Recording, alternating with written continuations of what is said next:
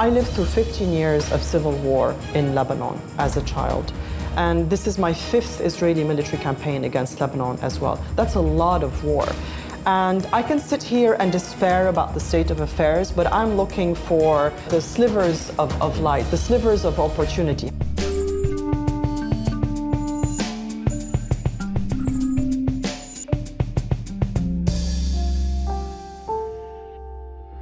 Hello and welcome to GZERO World. I'm Ian Bremmer. And as the world has been focused on what's happening in the Strait of Hormuz and Bab el-Mandab and whether Iran and the United States would be able to continue to close the world's most important shipping lanes, another front in the conflict erupting in Lebanon. It's gotten a fraction of the attention, but it could end up having an important impact on the balance of power in the Middle East. Lebanon has spent years lurching from one crisis to the next. Its economy has collapsed. Its currency has lost nearly all of its value, and the country is still trying to recover from years of political paralysis and conflict. But now, it is facing another defining moment.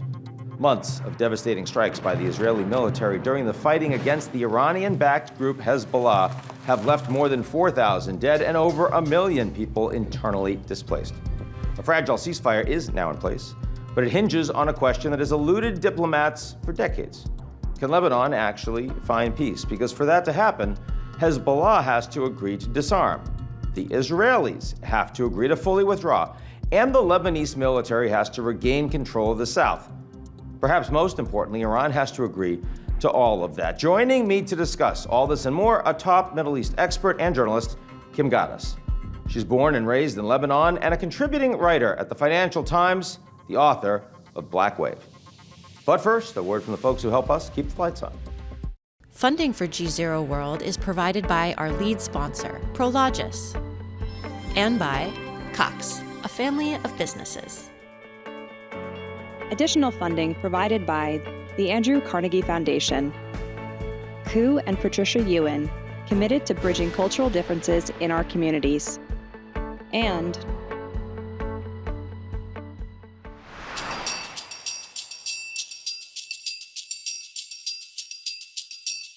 If you've been wondering why the U.S. and Israel's war with Iran has spilled into Lebanon nearly 1,000 miles away, the answer begins 40 years ago. The year was 1982. Israel had just successfully invaded southern Lebanon and pushed its biggest threat, the Palestinian Liberation Organization, out of the region. But it also created a new problem for itself, because the large Shia Muslim population in the south had long felt neglected by Lebanon's government, and now much of that same community was living under Israeli occupation. Across the region, another country saw an opportunity. Iran had just gone through its own Islamic revolution 3 years earlier. Its new leaders wanted to export that revolution, expand their influence, and build a front line against Israel. So they sent money, they sent weapons, they sent military advisors into southern Lebanon to organize local Shia fighters. And the result was Hezbollah, the party of God. For the Islamic Republic, Hezbollah was one of the best investments it had ever made, because instead of confronting Israel directly, Iran now had a loyal and heavily armed proxy sitting right on Israel's northern border. Why fight your own war when someone else can do it for you? Hezbollah quickly grew into far more than just a militia. It became one of the most powerful political and military forces in the region. And for years, Israel and Hezbollah then settled into uneasy deterrence. Both sides knew another war would be devastating, so they mostly avoided one, despite constant threats and periodic skirmishing. But then, after the October 7th attacks in Israel, Hezbollah entered the conflict in solidarity with Hamas. A U.S.-brokered ceasefire largely halted the fighting back in November 2024, but the tensions never faded. And when U.S. and Israeli strikes then killed Ayatollah Khamenei in February of this year, Hezbollah did exactly what Iran had spent 40 years building it to do. It opened another front against Israel in support of the regime. And this time, Israel decided deterrence was not enough.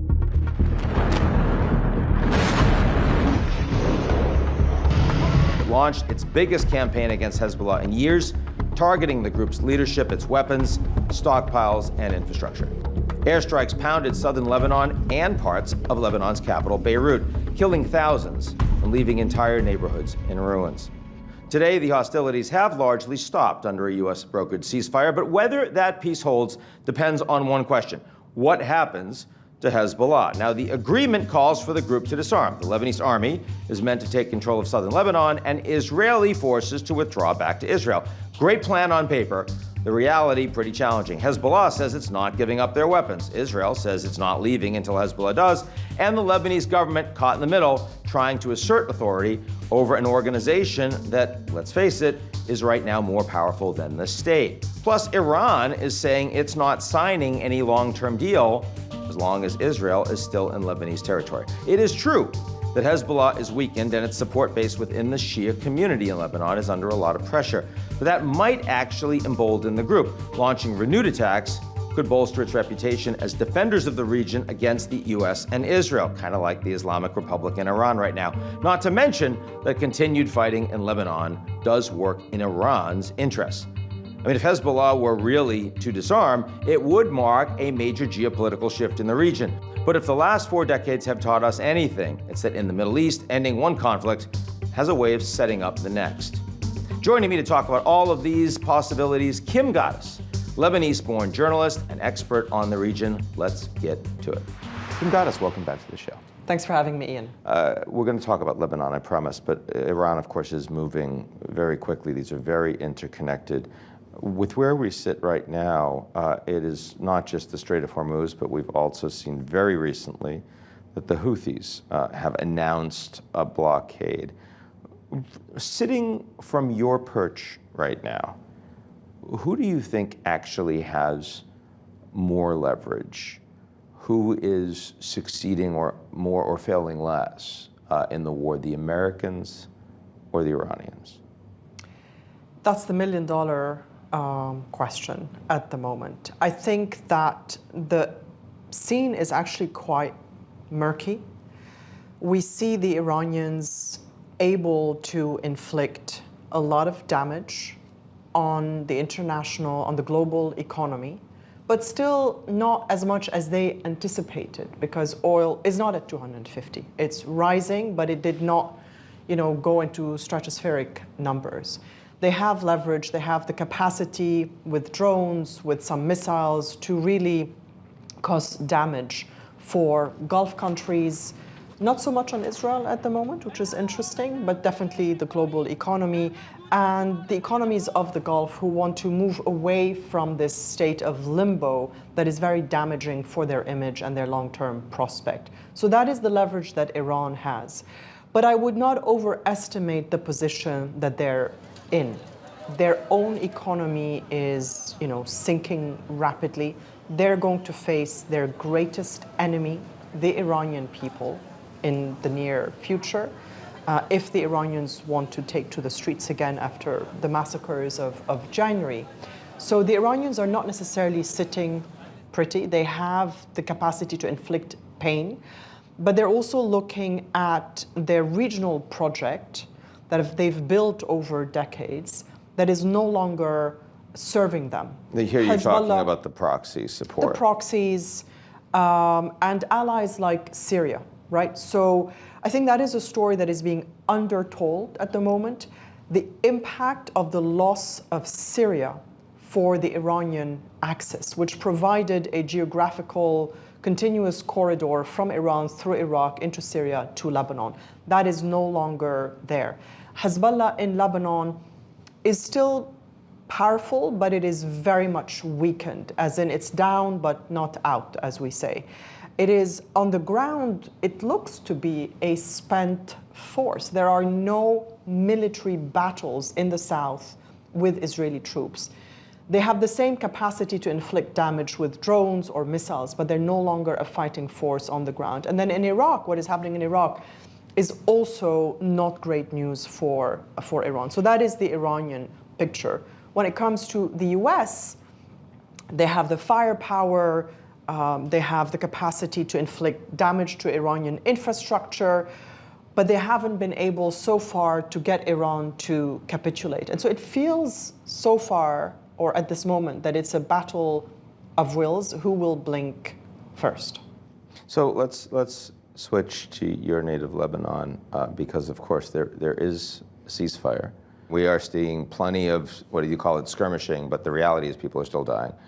And I mean, it seems like in this memorandum of understanding, Lebanon was one of the more interesting pieces. You have the Americans and the Iranians signing an agreement that requires action from Hezbollah that they aren't a party to, requires action from Israel that they're not a party to, right? I mean, this is another part, it's another front in the war. The Israelis are occupying territory. Hezbollah has not disarmed. And the Lebanese government, I suspect, is very interested in actually getting the memorandum to become real, but they're less powerful than both of these other two actors in effectuating that. So how should we read what it was that these two sides are trying to get into agreement?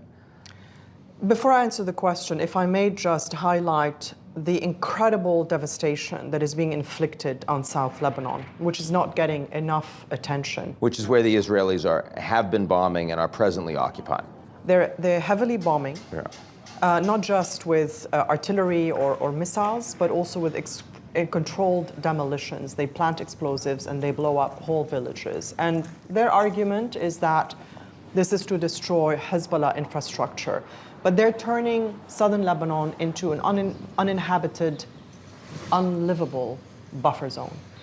And the fear in Lebanon... And this is most of the 1 million displaced that we've seen in Lebanon is a result of that. As a result of that and a result of the threats against the southern suburbs of Beirut. So you have 1 million people who fled both the south and the southern suburbs.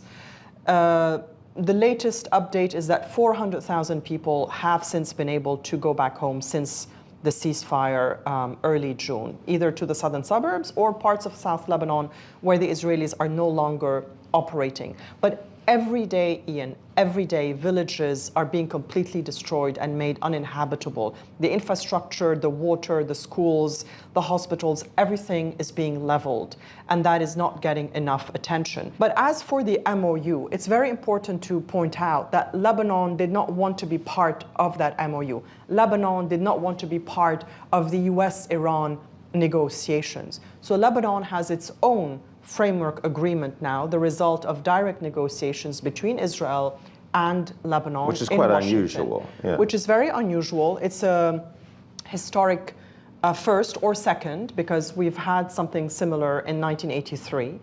And those negotiations are very welcome in Lebanon, although the resulting framework agreement has also been criticized by the Lebanese for giving away too much to Israel in the short term. Lebanon has very little leverage in these negotiations. The fundamental misunderstanding between the two sides is that Lebanon sees this framework agreement as a way to get an Israeli full withdrawal from Lebanon, and Israel reads it as a long-term lease on occupying South Lebanon until the Lebanese authorities disarm Hezbollah. And that idea that we're going to forcibly disarm Hezbollah and send Lebanese soldiers to fight Hezbollah militants who are also Lebanese, I think we need to move away from that. This is not going to happen. It is an idea that is prevalent in Israel. And I've heard from thinkers and analysts in Israel that the thought in Israel is that since we have not been able to militarily defeat Hezbollah, then let's let the Lebanese fight it out with each other, and if there's a civil war, that's fine. That is precisely what we need to try to avoid, and that is precisely what President Joseph Aoun is now in Washington discussing with President Trump. There have been territorial encroachments by Israel for decades now in the West Bank, on the back of October 7th and the war now in Gaza, as well as in Lebanon and in Syria. And all of those places, I mean, yes, the US at various times and the international community have said, you got to get out. Do you think that there is an intention on the part of the Israelis to maintain some additional control of Lebanese territory as what they would call a buffer, or for whatever reason, irrespective of where this is going?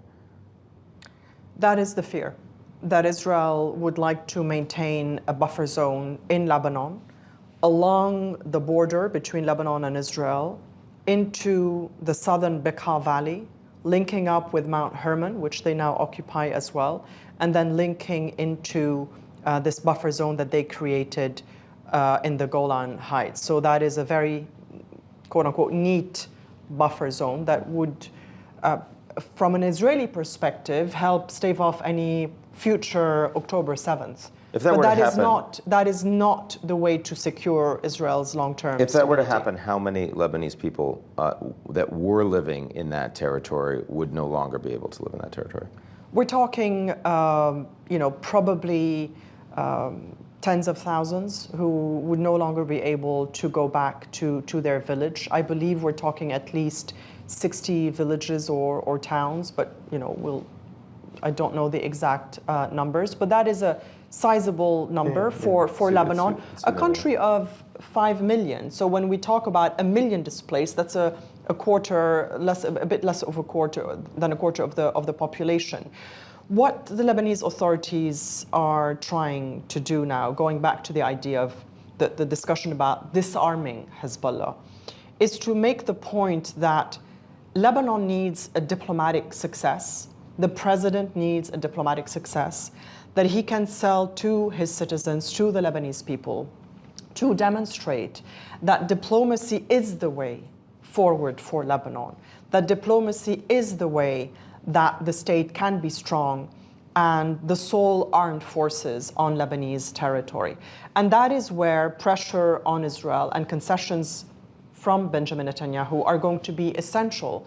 And that is really the friction point now between the Trump administration and Israel. Benjamin Netanyahu is not going to give an inch before the Israeli elections, whereas President Trump would like him to deliver something. So what does that something look like? And how do we sell the prospect of diplomacy and promote the prospect of diplomacy for the Lebanese people as a way to strengthen the Lebanese state? And I think, if I may just add one thing, Ian, I think that the devastation that we've seen in South Lebanon has convinced a large majority of Lebanese, including those who may have supported the idea of resistance against Israel, that this is not the way forward, and this is not a winning formula. Well, that's where I was going, because, I mean, of course, the other piece of this, which I haven't asked about yet, is, we did have, for, a year, a large number of Israelis that were evacuated, that were displaced from the north of Israel. People don't understand necessarily how much the Israeli people, the Lebanese people, are experiencing these conflicts. And so here, I understand you're saying the Lebanese people are tired and they understand resistance isn't the way, but you've got resistance, they're armed, and they're more capable militarily, even after all the Israeli strikes, than the Lebanese government. I disagree with that. You disagree with that? I disagree. It's very easy for a militant group like Hezbollah, to launch a drone or to throw a missile. It doesn't require much to destroy. It requires a lot more to build, right? And so I think what we're saying at the moment, and what President Aoun is saying, and what the Prime Minister of Lebanon is saying, Nawaf Salam, the best team possible at this junction for Lebanon, the best team that Lebanon has had in leadership in decades, really, is we want to assert Lebanese sovereignty on the territory of Lebanon. We do not want an armed group to be operating as a state within a state. Sure. It has suffered substantial damage and setbacks over the last year and a half of war.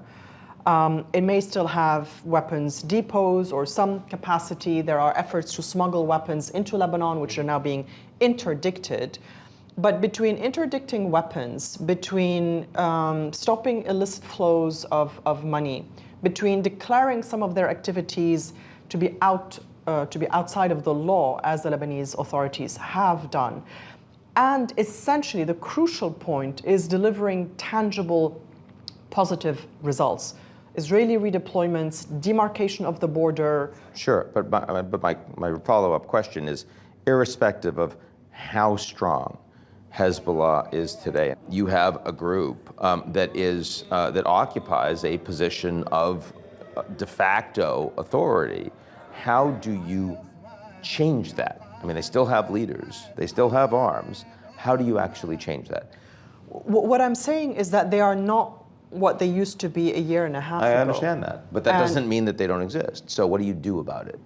You constrain their capacity to operate. You crowd them out. You demonstrate that diplomacy works and delivers for the Lebanese people in terms of aid, in terms of improved relations with the US. When you have, in my assessment, up to 70%, let's be, not as optimistic. Let's say 60%, 65% of the population that wants to of Lebanon that wants to move away from having a state within a state. I think you have to capitalize on that. It's not going to be an overnight solution the way that Israel envisages, that you send in the army and they have a big fight and Hezbollah's disarmed. That is not how it's going to work. That's not how it worked in other conflicts with the FARC or the IRA. Sure. And they're slightly different because at the end of the day... But does Hezbollah need to be a direct part of any negotiated settlement in order for it to work? Leadership of Hezbollah? I think there are two ways of looking at that. You have to get them on board, or you have to constrain them. And so I think the position of the Lebanese state is that they are the negotiating party. They are the state. Sure. So they need to get Hezbollah to understand the new regional outlook and the new rules in Lebanon. But they don't need to agree to it. I'm wondering why we believe that near term, any agreement that doesn't directly involve Hezbollah saying, okay, we'll accept this, is actually going to work. It's going to be very difficult in the near term. I'm not saying this is on the schedule for next month, but it has been a story that's ongoing for 4 decades, and so you don't resolve that in a month or in one quick negotiation. I also think that part of the answer, as I said, lies in Tehran and how the Islamic Republic proceeds from here onwards. But some of it also lies in Lebanon and political negotiations inside Lebanon about what Hezbollah wants within Lebanon in return for agreeing to give up its weapons. And so that gets into some of the nitty-gritty of Lebanese politics and what other communities are willing to concede or not in return for giving more power to the Shia community in a country where the president is always a Christian, the prime minister is always a Sunni, and the Speaker of the House is always a Shia.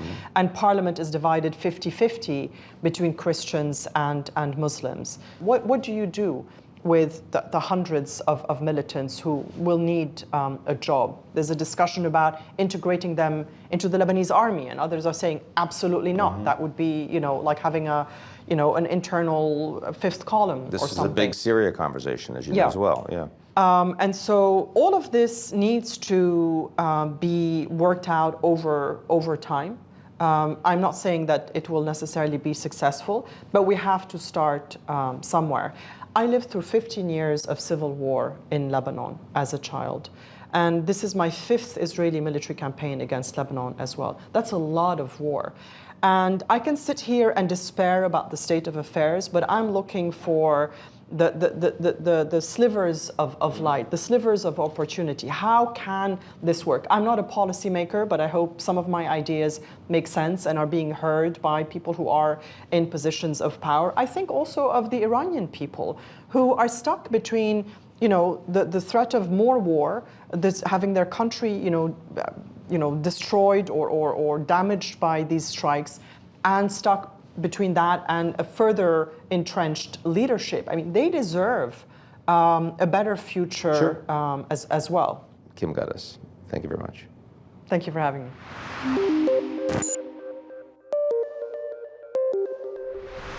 That's our show this week. Come back next week, and if you like what you've seen, or even if you don't, but if you are willing to voluntarily disarm for the sake of peace, I've got just the thing for you. Take a moment to sign up for our newsletter. It's called GZERO Dealer. Funding for GZERO World is provided by our lead sponsor, Prologis, and by Cox, a family of businesses.